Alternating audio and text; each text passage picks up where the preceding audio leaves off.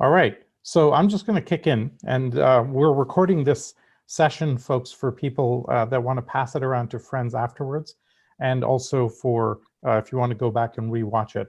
And we'll be making this available on social media, et cetera, et cetera. So first of all, welcome everybody to this fireside chat Q&A via OpenEXO. My name is Salim Ismail. Many of you, I think, know me. I'll give a quick background to put some context here. I'm the founding executive director at Singularity University, and we got asked all the time, what is the future of higher education? If you have kids, you're constantly being asked and thinking about the question, how do I deal with the digital world with kids in the mix who get very addicted to screens, and all of our applications and are kind of geared to getting you addicted. And so how do we deal with that? As I said at the beginning, I'll just repeat, I have an 8-year-old son and dealing with this in real time. And as I give talks around the world, based on the work that I do now called exponential organizations, or how do we organize ourselves, both private sector, but also government and public sector and our institutions, to deal with this new world. Almost every single talk I ever give, I get asked the question, how do I bring my kids into this? How do I deal with my kids in this model? So rather than try and repeat that question 100 times, I figured let's record this webinar. We're super lucky to have with us Nicole Dreiske, and I'll introduce her in a minute to really talk this through. And a couple more things. A few years ago, lived in Miami, and we actually created a school, a new school on a model called social constructivism, based on the alt school model in San Francisco. And so having built a university and kind of Lily, my wife, having actually launched a school, we're kind of really in the mix of this from different ages across the board. We're now talking to several heads of state. For one, the Prime Minister of Thailand, who wants to know, what should I do with the future of education? And that question is popping up more and more in this. We're going to kick off, and just Nicole a second, ask questions, and then we're going to open it up to questions and answers for the general audience. So think about how you want to handle that. Samantha, Sam, you're on. I think hopefully you can help moderate if people have questions and so on. But let me get started with who Nicole is, and I'm really, really thrilled about this. Nicole Dreiske is the director for the International Children's Media Center. She's an educational innovator, children's media expert, and the author of a book called The Upside of Digital Devices: How to Make Your Child More Screen Smart. Literate and emotionally intelligent along the way, and use the digital media to do this. She's the creator of the Screen Smart Accelerative Learning Approach, and she works with schools, teachers, school districts, and corporations. Nicole has now worked with hundreds of thousands of children around the world, and there's about 10,000 kids that I understand have been trained in this model. And I think the really umbrella perspective is that the initial reaction that we have with kids and digital media is ban the screen. And that's the best way to keep the thing, limit screen time, 15 minutes a day, keep it on a strict diet, et cetera, et cetera. And Nicole's approach is, hey, if the kid's addicted to the screen, use that as a constructive mechanism and use it to teach critical thinking and other mechanisms. So let's dive right into this. Nicole, first of all, welcome, and so thrilled that you're here. Thank you, Salim. This is going to be great fun because of the specific audience who's so engaged with tech themselves. So this may surprise you, but I'm going to dial into these big articles. I don't know if you saw them in CNN and USA Today about this new study at the Cincinnati Children's Hospital Medical Center. And what is really important about it, it's that it's for the first time they've made correlations between brain development and screen use. And the study showed that young children who get more screen time than doctors recommend have significant differences in parts of the brain that support language and self-regulation. Focus on those two things, language and self-regulation.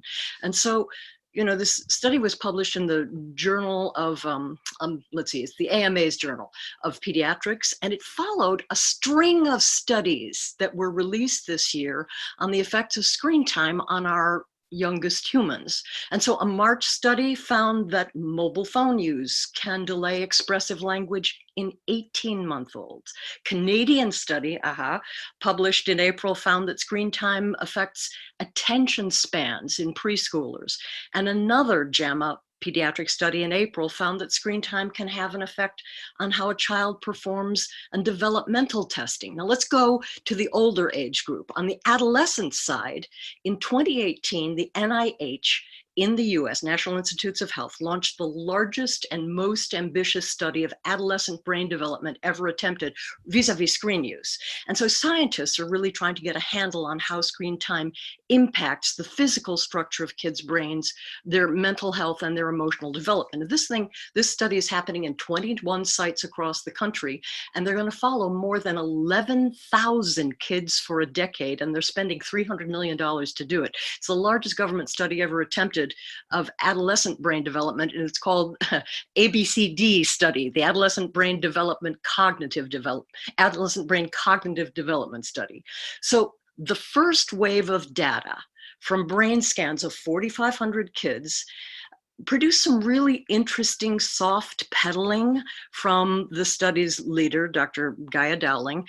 And for example, the MRIs found significant differences in the brains of kids who use tablets, smartphones, and video games more than, now get ready, it sounds like a lot, 7 hours a day. But here's what that does. So it is premature thinning of the cerebral cortex. Now, what I found a little bit odd about this was that Dr. Dowling was very careful to say that they don't know that premature thinning of the cerebral cortex is a problem. What do you think? Since thinning of the cortex is traditionally associated with Alzheimer's, dementia, aging, obviously you're going to have problems. Now, circling back to Cincinnati, what was interesting there is that they had a completely different kind of test. It was a special test called diffusion tensor MRI, which estimates white matter integrity in the brain. And what happened was that they found that higher use of screens, this is preschool, kids who haven't even gotten into kindergarten yet. So higher use of screens correlated significantly with lower expressive language, the ability to name objects, processing speed, and early reading skills. Like I said, it's the first study that actually documents associations between higher screen use and lower measures of brain structure and skills in preschool age kids. Okay. Now, let's go. I'm doing this, Salim, because you cannot not get motivated. Yeah. The reason, and they are study upon study upon study, and yet the big change is not going to come from schools, it's going to come from parents. And that's where it's not yet happening. There are actually 4 big reasons. You want to know what they are, or can you guess? Wait, can we get back to that? I want to kind of step back just a second. Sure, go ahead. I want to spend a couple of minutes on how you got here. So you started with curating children's film festivals, right? Yes. Now here's the thing. I started with a 16-year study of accelerative learning. It was called Matrix and Multiplicity, and it used 13 separate and distinct techniques.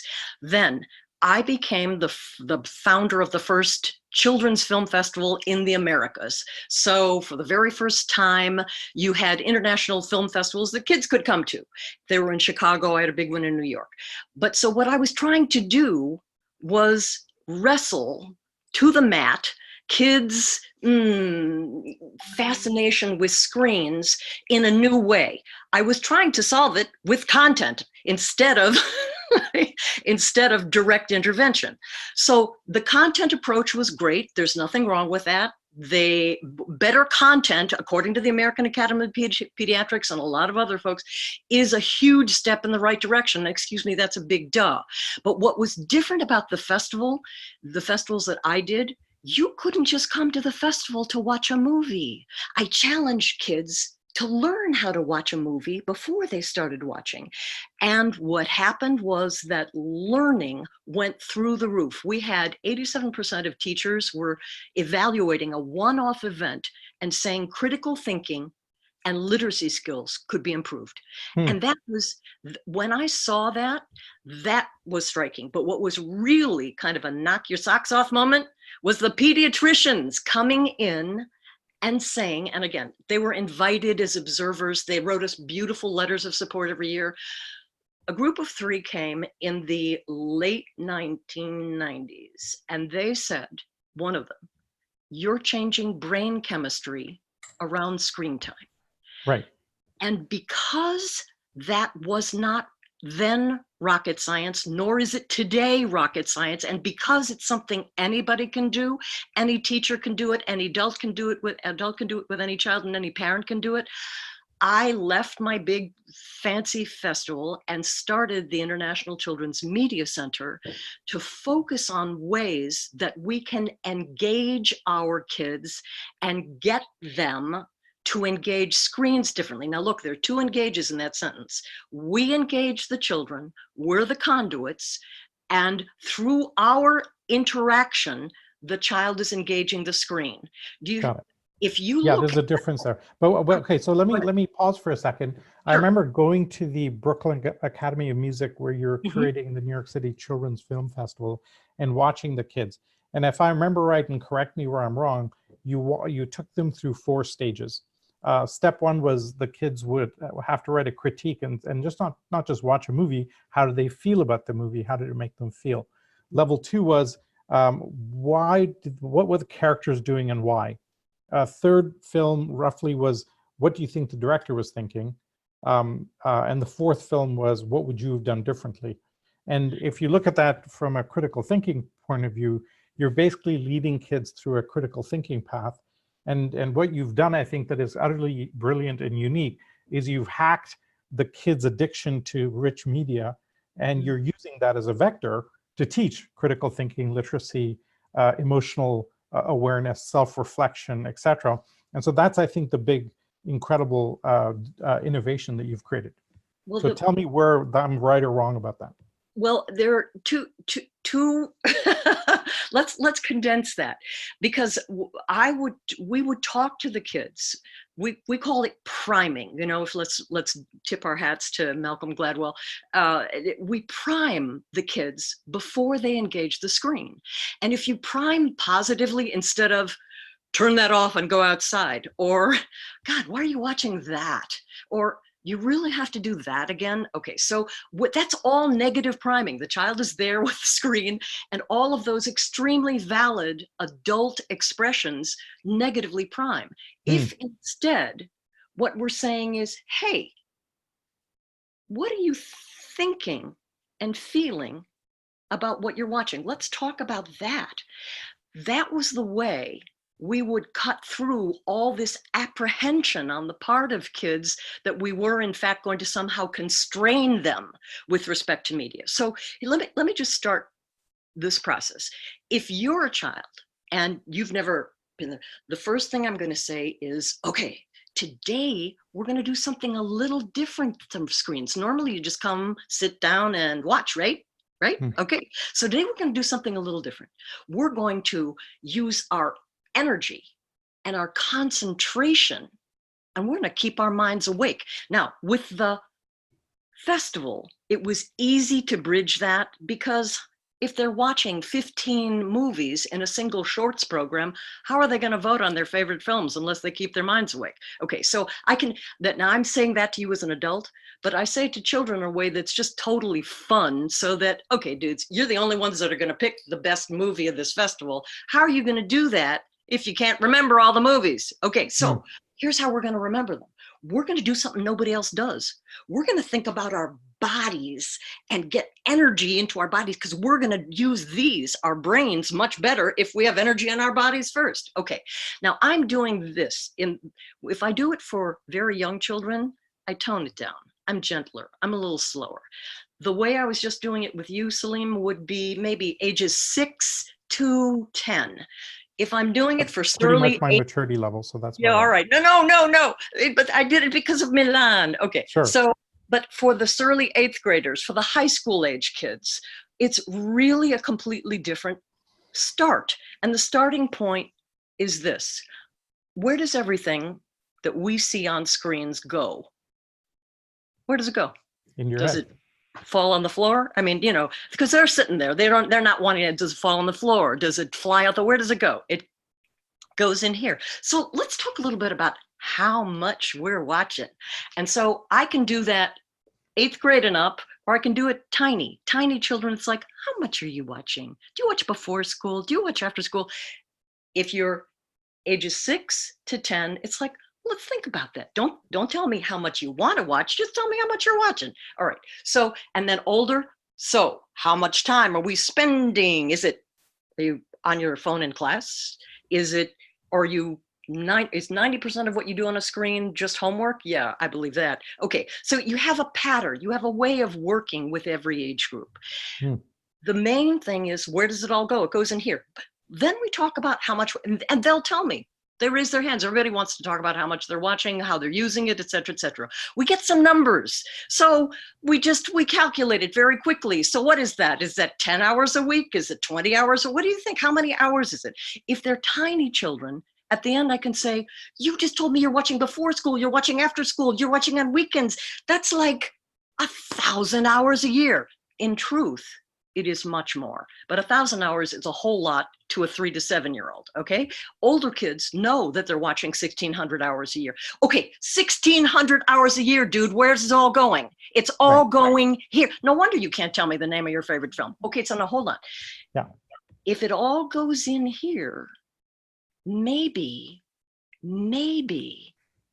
it would be good if we had an idea of what we were feeling and thinking while we were watching, because I don't know about you, but I don't want things getting in here that I don't know about. That's the way I do it with older kids. With little tiny children, it's, do you want things getting in here that you don't know about? Because if I'm watching and it's 1,000 hours, and how many people told me that they talk about what they watch? Zero. Not one of you talked about talking about what you're watching. So it's all going in, nothing's coming out. Wow. So how did you feel on that weekend when you watched for 7 hours, when you played Fortnite for 7 hours straight? How did you feel? How did your body feel? That's a good thing to know. All right. So you're starting off with, at the very least, self-reflection, self-awareness, and you're getting them to be aware of themselves in the context of watching the screen. Okay. Now, if I want to kind of jump forward a little bit. It's something important is that when they talk about it in front of their peers, they have this aha moment that it is that everybody is affected. And that maybe I should pay attention to what's getting in here. That's all. You just want that little awareness, because who wants to be manipulated? Who wants to think that they can be manipulated by media and technology? It's a really important starting point. So you start with that little intervention that you need to be in control of what you're watching and be aware of how it's making you feel. And then you start from there. Now you have the kind of wedge to expand there and say, okay, how does it make you feel? What would you do differently, et cetera, et cetera. But here's another really huge and important part. I'm genuinely interested in their answers. I don't care. I don't have an agenda. I don't have a preconceived notion of what they're going to say. Whatever they say is okay with me.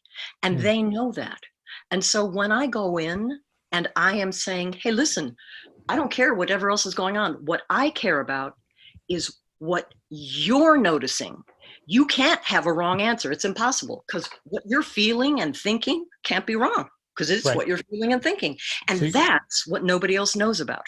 And so I'm going to say that in there, and very much a part of my book, is that the way we as adults engage our screens, meaning, okay, I'm like this, I'm like you are right this minute. Okay. Or I'm taking notes. I know, but the way we are is modeled by our kids.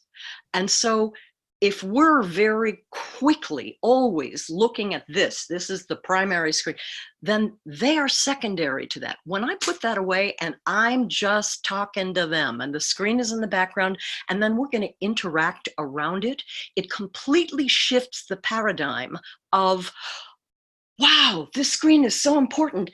And now I'm using it just the way daddy does. And I'm going to be solo with it. It is the isolation and the solitary nature of screen use that is destructive, Salim. It's not the content. It is how we have this idea that it is outside of community, outside of normal family relations, that it will always have to be a segregated activity.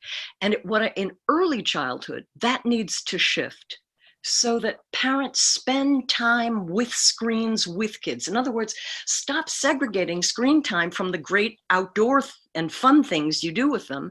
Some of the time, spend time with them with screens so that the cuddling, the laughing, the disclosure, the sharing of ideas, the questioning that you do when you're reading a book aloud to a child happens while you're watching a short piece of media. It doesn't have to be a feature film.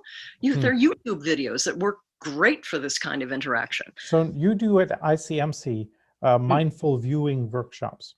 Correct. Right. And so that's essentially what you're doing, is you're teaching them to be mindful and aware of what they're watching. I teach them to, first of all, it is a sensory multidisciplinary approach. I wouldn't probably use those words if I didn't know the caliber of your audience, but it is, first, it approaches the child as an expert, because by the time you're talking to a 6-year-old, that 6-year-old has spent 1,400 hours a year, probably more time in the last 2 years than you've spent with screens. Seriously, I'm talking about for recreational purposes. And so what I'm trying to do in schools or with parent groups or one-on-one consults with families, I want to give them a way to create an environment to access their child's expertise and excellence. They have a ton of perceptions and ideas and insights that they're never sharing. It's just all in. It's locked. And so this process, gives them self-reflection. The interaction with them gives them a safe space for them to express it. And now you can engage the child in what they're actually thinking. Okay, so if I roll forward from this, then I would, let me make a point and you tell me if I'm wrong or not.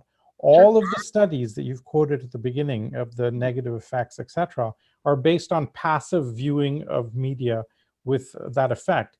If you actively engage them, essentially you render all of those studies basically irrelevant, because they're not studying it from the what's possible perspective. They're looking at, okay, kid watches screen for 3 hours a day, and therefore that's damaging, therefore ban the screen, etc., etc. Whereas if you watched it from this constructive mechanism, the outcomes would be incredible. And I remember the kids' film festival at the end of the weekend, when these 7-year-olds have the director on stage and they're nailing the director. They're like, why was the donkey doing that? That made no sense. And the director's like, holy crap, what the hell, what's happening with these kids? And it was incredible to watch the difference from the beginning of the weekend to the end of the weekend. And if I remember right, somebody did a bit of research and found that you're able to increase literacy like literally 100% in the course of a 3-day weekend. Well, what is actually not literacy, Salim? It's actually metacognition, the ability to reflect on your own thoughts, which is conspicuously absent in the digital culture. They don't want you reflecting, honey. They want you buying and clicking and swiping.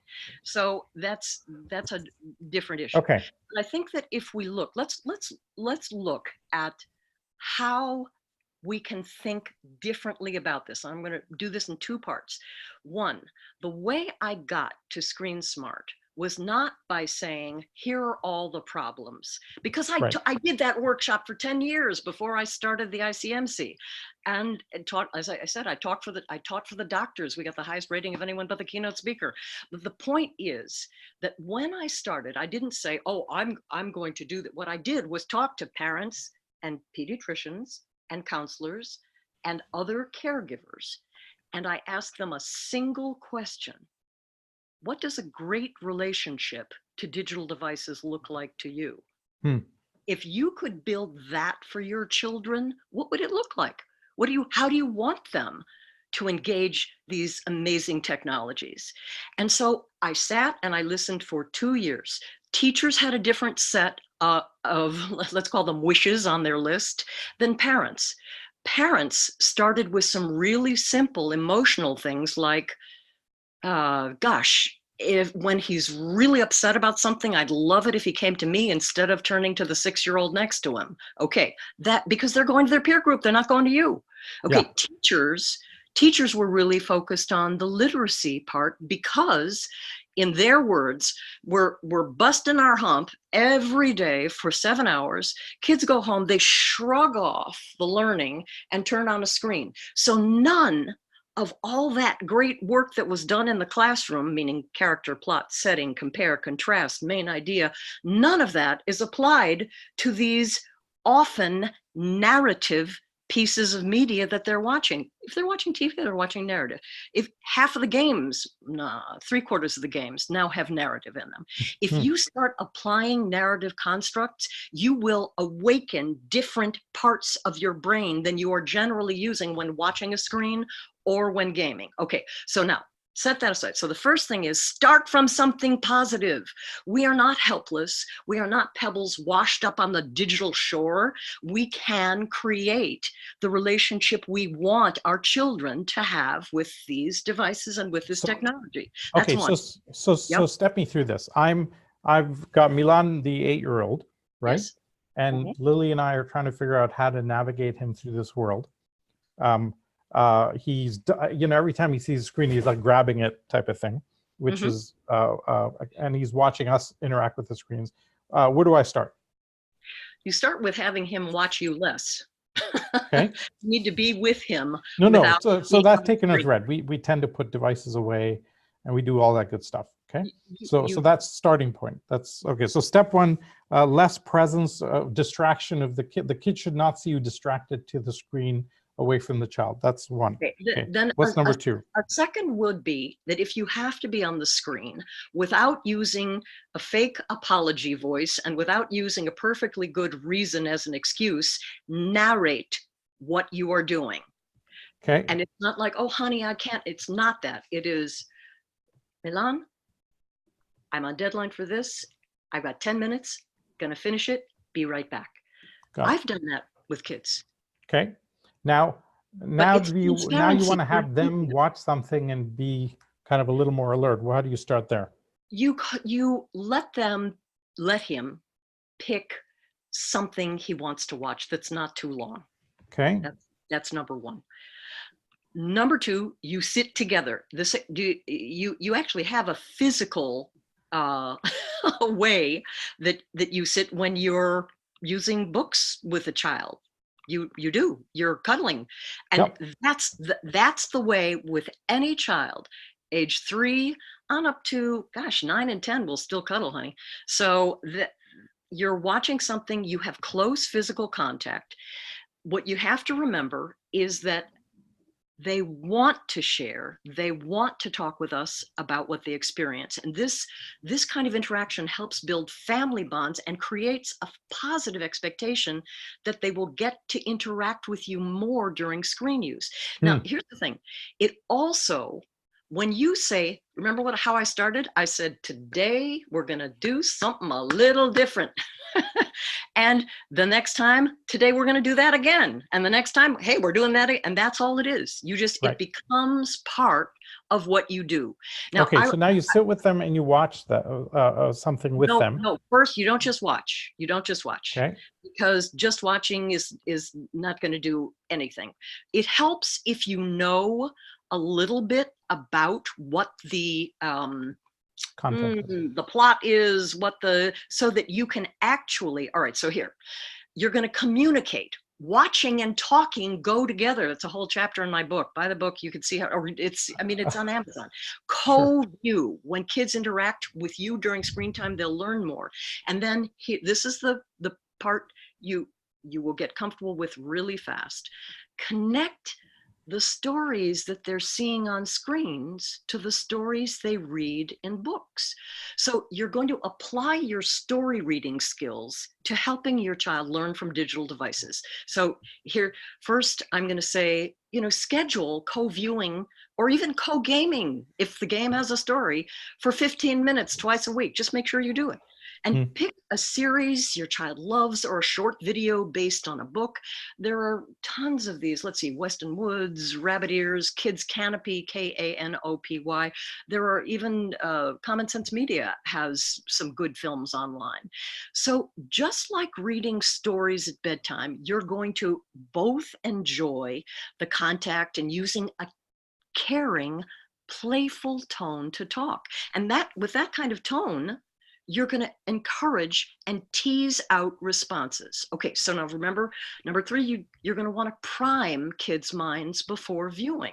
So it's just a few simple words. You're going to create positive expectations for this fun new way of engaging screens. And so the key is to make it sound entertaining so the kids want to pay attention. So today we're going to do something different. We're going to watch for the story in the video. And then we're going to talk about it at the end. And when we finish, maybe you can tell me the movie the same way you would tell a story. Now, this is another part of it. While they're watching, drop knowledge bombs. Sound familiar? Love that term. It's somebody came up with it. For those on the audience, somebody asked Milan, what does his father do? And he said he drops knowledge bombs. So just yeah, okay, well, go ahead. So you start by just naturally using some of the words character, plot, setting when you're talking with kids about a game or a video. If they're really young and they don't understand, they might ask you what the words mean, but then you have an opportunity to teach them or instruct them. And I have a ton of what I lovingly call pocket definitions. So plot is what happens in the story. Characters are the people, the animals, or the things in the story. Setting is where and when the story takes place. So ask kids using questions while the movie is going, using some of those literacy words. So why do you think the bear did that? Or why did the character do that? Is a little bit better. If they're really young, why did the character do that? What's special about that castle? Okay, instead, what's special about that setting? What changed here? See, screen talk, that's what we call screen talk. You extend learning by talking during screen time. And remember, I'm not talking every time you use a screen. I'm not talking hours and hours. I'm talking 15 minutes twice a week. But when you extend learning by talking during screen time, the way you do when reading a book to a child, you completely rehabituate their expectations for screen time. And it means that, for example, at the end of that, when you do your check-in screening, so you're going to want to, when you're reading a book, kids automatically react and share and express themselves. They're going to point out things that they saw in that book that are similar to something they saw in school or at the park. They're going to do that with any video if you've started the process. And you start the process by asking questions. And so, big bonus, they're learning to be critical thinkers and observers, not just consumers. And while they do that, they're activating multiple learning centers in the brain, as many or more than as when they're reading a book. But this issue, being Socratic, asking questions and interacting, digital media are full of entertaining details that make perfect springboards for open-ended questions. Got it. And they will occur to you. You can ask questions while a program is running, or what we do, we call it P&Q, pause and question. You may not want to do that. That's okay. You get a little bit more learning, but it's a good, better, best situation. Good is you prime by saying, today we're doing something different. When you watch this, I want you to think about what's going on in the story, and at the end, come tell me about it. Then you go away and prepare some food and come back. That's good. That's still better than most people. That better is where you sit with them, you're watching, and you're asking questions while it's running. In fact, I had to do that the first 3 years of Screen Smart because the school didn't have the technology that actually allowed us to stop a DVD. You think I'm kidding? I'm not. So if you habituate this in this sense, and you've now, how many kids have gone through Screen Smart? At least 10,000. We Okay. did not quantify for the quarters 3 and 4 of the 2019, no, sorry, 3 and 4 of the 2018-2019 school year. That's going to raise it up to about 10,800. Okay, and what specific outcomes are you seeing? And Oh. is there a way of measuring the outcomes? Yeah, it gets really, really exciting. Well, in a classroom setting, they can measure it because they know when vocabulary is improving. For example, if we start with character plot setting, that's easy. But getting an entire body of really great adjectives and adverbs around those, teachers feedback to us within, I don't know, 3 to 4 weeks, because we are also doing the physical work with them. You remember I said we're going to use our energy and our concentration to keep our minds awake. We're constantly physicalizing. I know.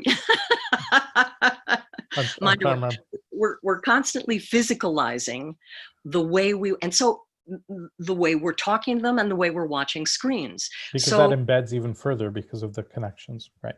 Muscle memory, honey. I mean, for the first time, the learning accelerates because they are getting physical activities, what we call rapidly scaffolded with kinesthetic, intellectual, visual, and auditory questions and stimulation. It moves so fast that it is really unbelievable. We're getting out, okay, in half an hour, once a week. Let me give you, I do have the first 3 stats memorized. Okay. 80% of children ages 3, and that incidentally is lowered by the volume of pre-K kids. Okay. But 80% of children improve significantly to dramatically in vocabulary that is literacy related. 85% of children, for the very first time, some of them, can competently use inferential reasoning relative to media texts. Then they go back to the books and the teachers make that connection to the literacy. So we're doing it backwards almost. They're learning inferential reasoning from us and then taking that back to their reading. Okay, so first thing is vocabulary and literacy constructs. Second thing is inferential reasoning. Third thing is self-regulation. Remember what I said about, okay, so it sounded like doom and gloom from the studies, and then I really wanted to circle back to that, Salim, because it's not. It's just a study. It's an objective study. We've all got to stop reacting emotionally to information that can simply be useful to us. If I know that letting my child, whose age is 3 to 5, watch more than an hour of anything, if I know that can reorganize their white matter, you know what white matter is, it's a conductive tissue. It's like the telegraph lines up to the gray matter. If you're restructuring that when they're tiny and you're hampering their verbal development, those kids are going to fall farther and farther behind. Now, let's also be honest here. The kids who are affluent are watching less than the kids who are not. Are you aware of this? Probably were, but it doesn't. Yeah. It's one of the facts that is the most troubling about the new digital divide. Yeah. And then the old digital divide was, oh my gosh, everybody's got to have internet access. Everybody's got to have a screen that they can get online with, etc. That was the old digital divide. And they tried to solve that with Chromebooks and Summit Learning from, Chan Zuckerberg's foundation. Okay. They now know that that's not the way to do it. And the big pushback, and that happened in 2018, you remember, the quote, Silicon Valley was going screen free, the kids there. Yeah. Remember? Okay. So that was the but that meant that kids who had parents who were awake at the wheel and who were affluent would be spending much less time with screens and having much more interaction with their parents. Now, here's the thing. You can bridge that by interacting with them around screens. That's what you said at the beginning. That's right. And when we send kids home with the expectation that they're not only going to watch, because we know they're going to watch. I never tell them to watch. I say, if you happen to be watching, when you're at home, you're going to use your what? And they tell me their energy and their concentration. They're going to keep our minds awake. They're going to do the, and I, again, physicalize it. Talk about what you're watching. Salim, I want you to think about this just in terms of the most rudimentary brain science. 1,600 hours going in, nothing coming out. Incredible brain imbalance. And so you're not processing what you're taking in. And you cannot have kids but if they talk about it, they're processing. End of discussion. Right. Thumbs up or thumbs down is not processing. Talking about it is processing. Got it. So I want to move to Q&A because there's a whole bunch that we've got on this. Is there, so you're seeing staggering outcomes here. Let me ask you a couple more questions on how can we help you propagate this. So number one is, I think the tack you're taking is teach parents how to navigate this with the kids. How long does it take That's why this was written first. Okay, yep. How long does it take for, so this is pretty simple. I could go and activate this right now with Milan, for example, right? How long do you find it takes to train a teacher to teach this Screen Smart program? If we wanted to impact, say, all the kids in Greece or Thailand, and take a whole country and say, let's just go for this, how would you go about that? Okay, first you have to have a really good carrot. And the carrot is that you're going to use healthy tech habits to accelerate learning and close the achievement gap. So that's your carrot. Okay. They have to want to do it because they already have ways that they're doing things. Second, I'm going to say that short of having the Screen Smart program in their school where we coach them and we have online resources, if they just came for training, I'm pretty sure we can do it in a month, 3 sessions a week. So if we could you could train teachers online, presumably? We can, absolutely. So that means we could do some online coaching of teachers all over the world in about over the elapsed time of a month, and they could then go propagate that through the schools throughout, say, Indonesia, which is one question that has come up. Okay. Let me ask a couple more questions that have popped up. And Sam, I think you're, here's a question that we get a lot, especially for the older kids. What advice do you have for kids to critically reflect on what's true or not true versus the whole fake news type of thing? Or do you not even touch that? No, I do. Well, you probably know that the ICMC works in 2 age groups, early childhood, 3 to 7, and then we're at the opposite end of the age spectrum with justice involved youth and with young people in jails and detention centers and shelters. And so, and that is because we really want to shut down the school to prison pipeline that exists here in the United States. That's a big part of our focus. Okay, so with youth. Just the fact that you said that just blows my mind. The school to prison pipeline in the US. Okay, I'm just going to leave that beside. All right, go ahead, with youth. Okay, so with youth, they have to have ownership of a process, and you have to engage them in a process. And what I'm doing with youth 90% of the time will either be curatorial work. Now, I want you to think about this. If I show them short media, and they're evaluating it, and they are thinking about the criteria for something that they're going to curate. It can be an online event. It can be music. It can be art. It can be whatever it is. They first have to critique whatever they're going to curate, and then they have a little database of all the votes from their critiques, and then they have consensus, and then they have their final event. Okay. So what we're doing is activating critical thinking as part of something that they have ownership of, and then linking that to things as phenomenally important as understanding that okay, Facebook is not used by younger folk anymore, but TikTok, this is curating. Whatever Right. you put up there is curating. What Right. comes first, what comes second. It's not just live news feed. That's a ridiculous model. That's just, you observing your own digital media navel. Who cares? I mean, there are just a few people that are going to be interested in that. That's come and gone. We've seen it a million times by now.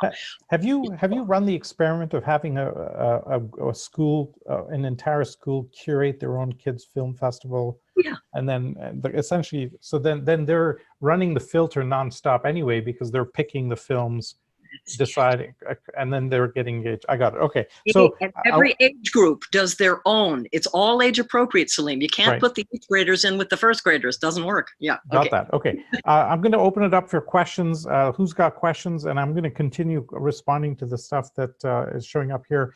Orlando Reese is asking, is there a affiliate in Brazil or something similar to it?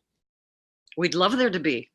Okay, not yet, but talk to Nicole, and we'll put out your contact details towards the end. Does anybody want to ask a verbal question while we have Nicole on the line?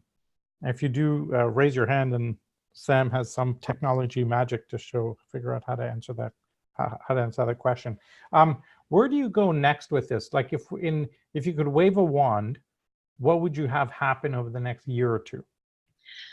Waving a wand, my goodness. All right. You have to have both parts of the culture engaged in this. You've got to have the teachers and you've got to have the parents. The teachers can actually initiate, because as kids come home with their screen smart skills, parents get really impressed and excited. And they also notice that it's easier for them to talk to their children about setting those pesky limits. That's one thing. Yeah. In the best of all possible worlds, there would be buy-in at the district level in every major city in the country, in my country, in Canada, so that in these big urban areas where the kids are most at risk of falling behind and getting into that school to prison pipeline, we can close the achievement gap.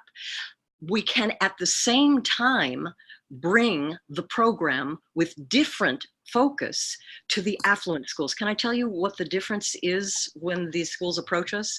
It's kind of interesting. Okay, so we have right now an open scholarship appeal for schools who have nothing, who want the Screen Smart program. What they're saying, at the top of their list is self-regulation. The second thing is literacy. The third is social emotional learning. With the affluent schools, you flip that.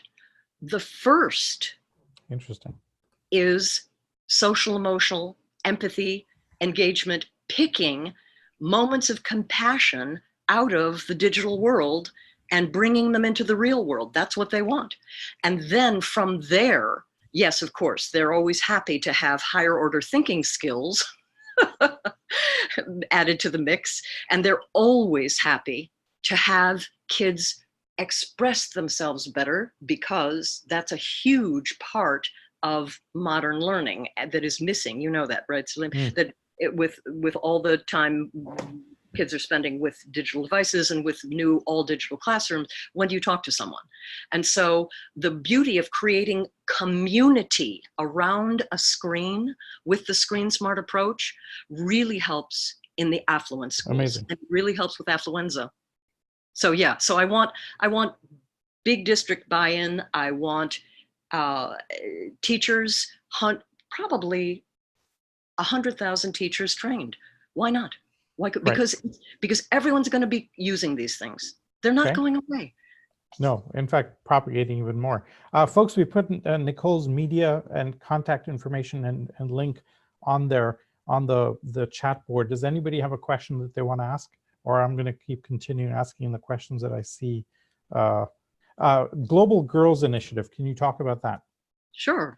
That's that older age part of the group. Global Girls, and we're going to be doing a big push for it for Giving Tuesday, really focuses on female-centric topics and female-centric films, and gives girls an incredibly powerful and youth-driven space to talk about how they're represented in media, what they feel about it, what they would prefer to see happening, and they curate a festival and make a movie.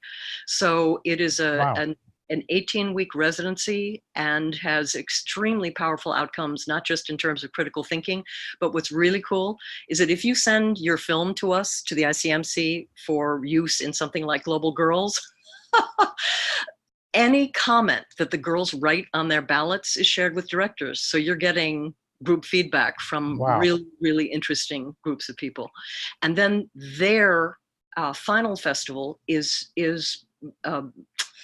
marketed to the general public. So it's not just a closed door event. It's something that we do at theaters throughout Chicago, and have been asked to do it in a couple of other states as well. I did the first one in Florida, in Sarasota. Been asked recently to do one in California. We'll see.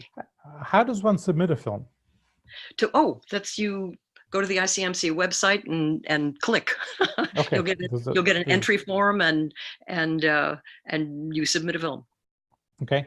What's the reception that you're getting from teachers versus parents versus government officials around this?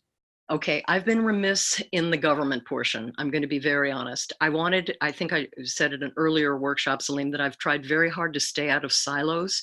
And so silo number one was the academic silo. Love you, academics, but I mean, I couldn't have done nearly as much work as I have for the last 8 years in schools with thousands of kids if I'd been in academia. So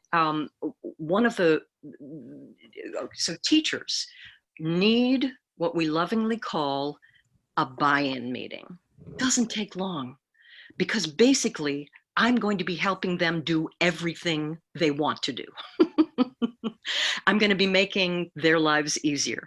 They love this additional student engagement. Honey, when self-regulation and focus goes up, you get higher student engagement. So kids learn better overall. So they love that. They love the fact that everything that they're teaching, is getting underlined. I'm talking from the literacy standpoint, is getting a big underline and a big boost, because kids love learning from screens, especially if they're interacting. So teachers, I can give a couple of exceptions for pushbacks, but there would always be a pushback. There would always be an immune system response. Absolutely. There are some experts in early childhood who would wonder why we're having kids do hand movements, for example, right before they watch a film. Well, I can tell you why. Because you're energizing the cerebral spinal fluid, you're getting them to straighten their backs, you're getting energy throughout their whole bodies,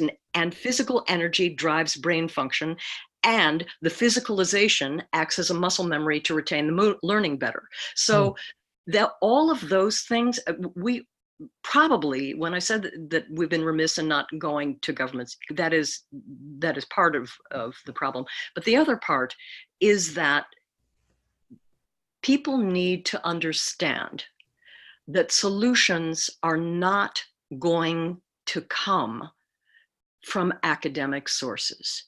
What is developed in academia stays in academia.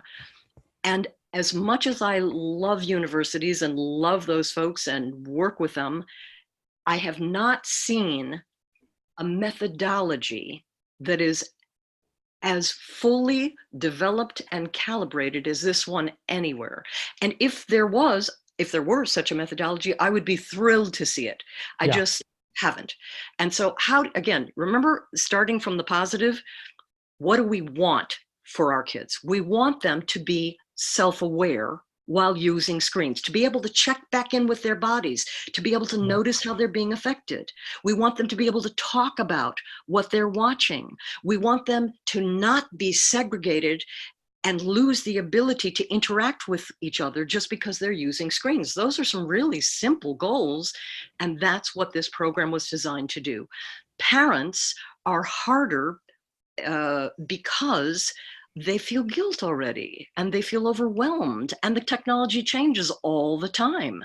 And what has to happen, and I'm going to go to one of your key points, Salim, you've got to get out of thinking that kids and screens is an either or, black and white, turn it off or use it. That's Right. all nonsense. It is an ecosystem. The way we are engaging technology is itself an eco. You have to understand how the ecosystem works. You have to know where you need to put in some of the energy. You have to know what some of the best structures are for moving forward. Because yes, limitations are a help, but they're not. If they're the only help, guess what? Everything becomes forbidden fruit, and you get into the personality. It's the personality tug of war with kids. You have to have an understanding of how the ecosystem of digital devices works in the ecosystem of your family and the child's brain. That's all. You want this conserved for the future. You want this growing. You want the whole child's whole personality to remain vibrant. That's a really powerful motivation. And there are no reasons not to learn things like, what is a family tech agreement? A family tech agreement, pretty soon those will become automatic, but a family tech agreement evolves over time. And it starts with, yes, it starts with limits, but here is the most important thing in it. IRL, whatever you do in real life, IRL, whatever you do in real life, however you interact with others, whatever I've told you about that, meaning you don't push other kids down on the playground, you don't scream, you don't jump up and down on somebody when they happen to borrow a toy without asking. There are certain codes of behavior that you have in your family. Whatever those codes are, they apply to digital devices. And you need to make that connection for the kids because it's not evident. So I'm gonna try and summarize this because I've actually been taking notes. So let's see if I captured some of what you said. Friend. Yeah, this is the testing part now. So to summarize, what you've done is you've basically said, rather than kids passively watching a screen and just consuming, activate their brains and have them be more proactive and be self-aware, self-reflective as to how are they feeling, questioning about what's happening on the screen, engaging with them. And the way you engage with the kids is, first of all, be less distracted yourself on a device and put it away when you're with them.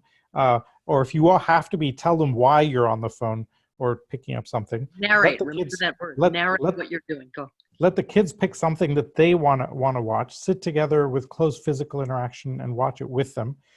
Connect screen time and the stories to books, and ask them to start watching and using the words like plot, character, setting, etc. So they have self-reflection around that, and ask questions as to why the character is doing what changed, etc. Screen talk.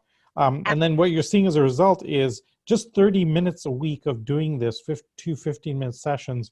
80% of kids are seeing incredible inferential reasoning, or 85% of kids. 80% of kids have incredibly high vocabulary increases, and now magically they're able to self-regulate. It's not magical. It's, well, I mean, auto-magically, yeah. But yes. And I would say it's really just think about the kinds of questions you ask your child or your child asks you when you're reading a book.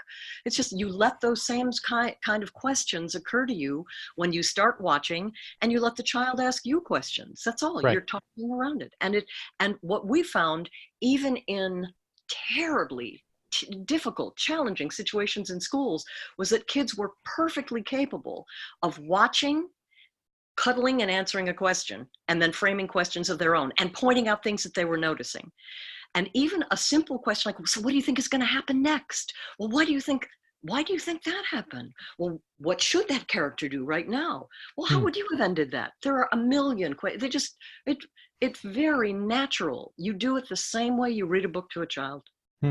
Excellent. So we're going to wrap it up.